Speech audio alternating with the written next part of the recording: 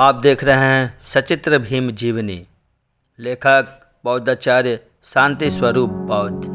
Part 21। सफल professor.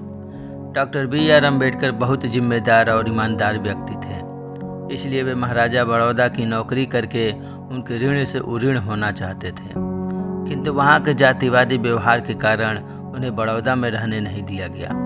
Baroda से लौटकर उन्होंने 11 नवंबर 1918 से सिडेनहम कॉलेज में अर्थशास्त्र के प्रोफेसर के रूप में अध्यापन कार्य आरंभ किया।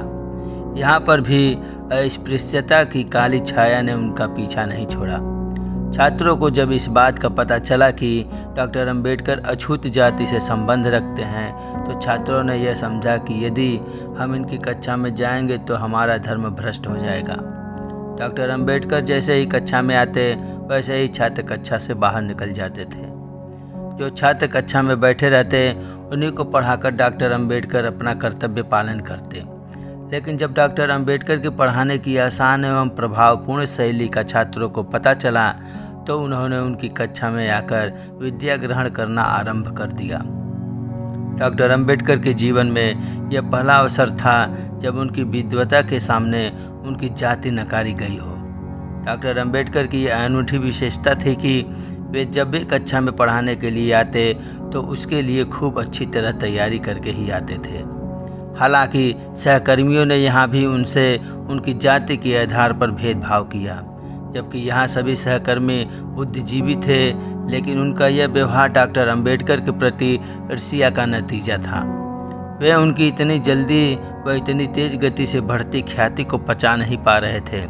इतना होने पर भी डॉक्टर अम्बेडकर सच्ची लगन और परिश्रम के कारण विद्वान प्रोफेसर के रूप में विख्यात हो गए।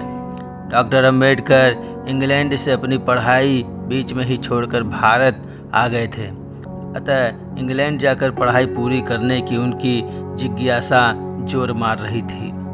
प्रोफेसर के रूप में मिलने वाले वेतन में से कुछ पैसा बचाकर डॉक्टर अम्बेडकर ने इंग्लैंड जाने का अपना सपना साकार किया।